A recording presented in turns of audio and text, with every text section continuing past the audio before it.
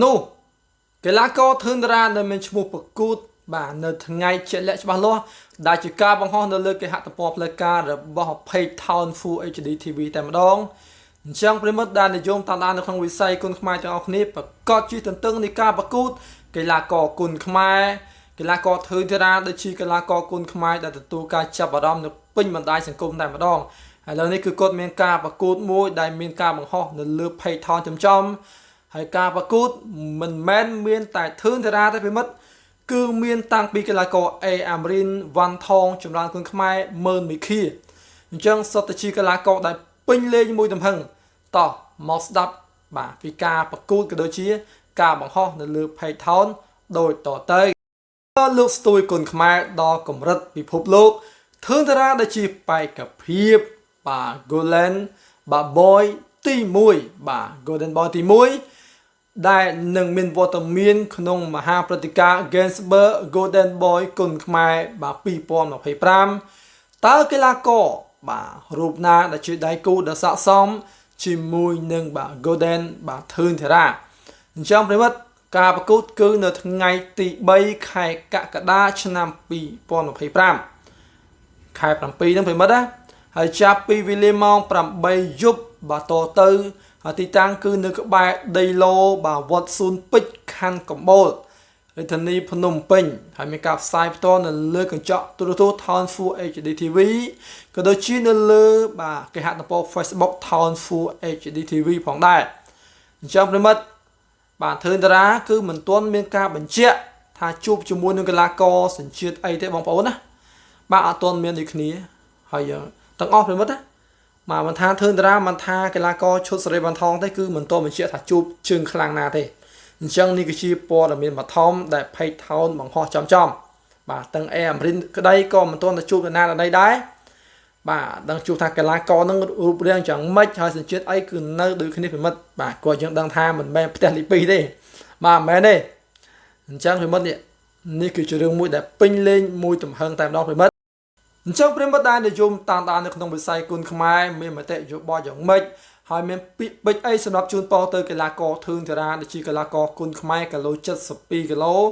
បាទក៏ជាកីឡាករជួរមុខផងដែរនោះហើយមួយរយៈពេលចុងក្រោយនេះគឺ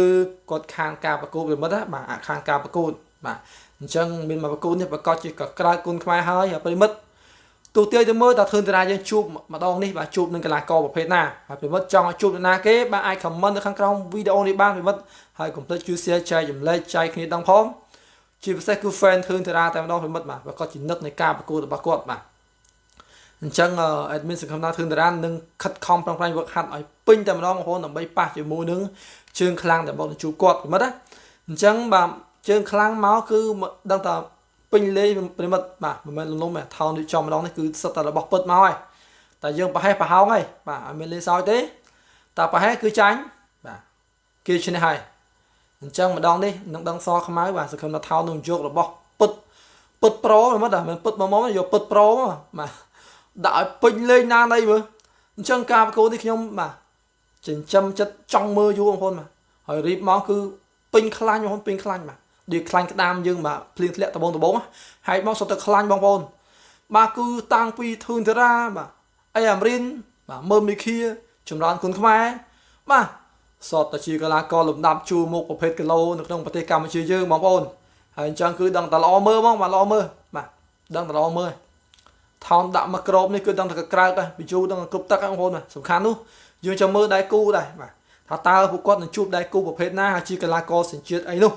អញ្ចឹងខ្ញុំបាទភក្ត្រាគុនខ្មែរបាទមានជីវីដេអូតែប៉ុណ្្នឹងទេបើសិនជាលើកទៅលឺលុះដោយប្រការណាមួយក៏សូមមេត្តាខន្តីនិងអភ័យទោសពីសំណាក់បងប្អូន fan គុនខ្មែរ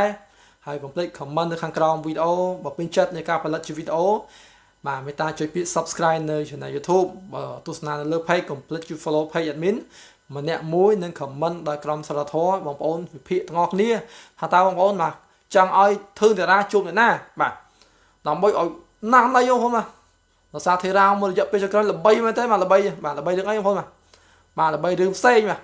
អញ្ចឹងម្ដងនេះឲ្យថាល្បី